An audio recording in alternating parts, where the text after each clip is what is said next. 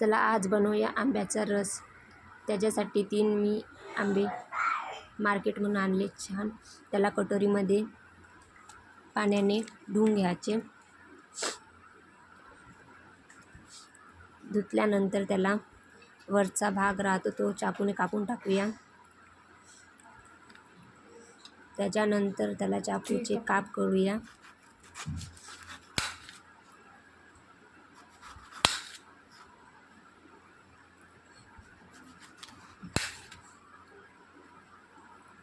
काप झाल्यानंतर त्याला व्यवस्थित फोडी फोडी काढूया।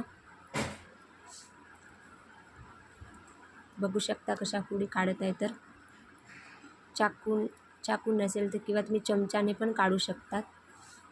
चमच्याने पण व्यवस्थित निघतात। आता अशा प्रकारे मी सगळे आंब्याचे असे काप करणार।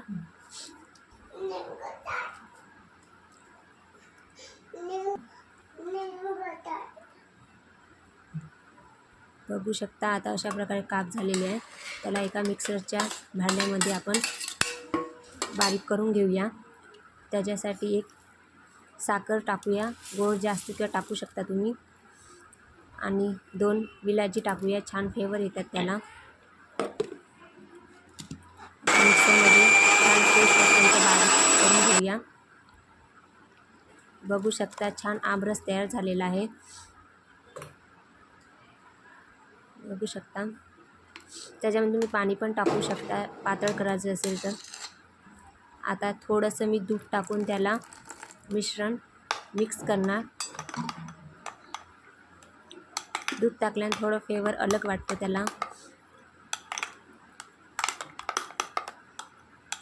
दूध मिक्स झालेलं आहे। बघू शकता छान गाढ झालेलं आहे, टेस्टी। बाय।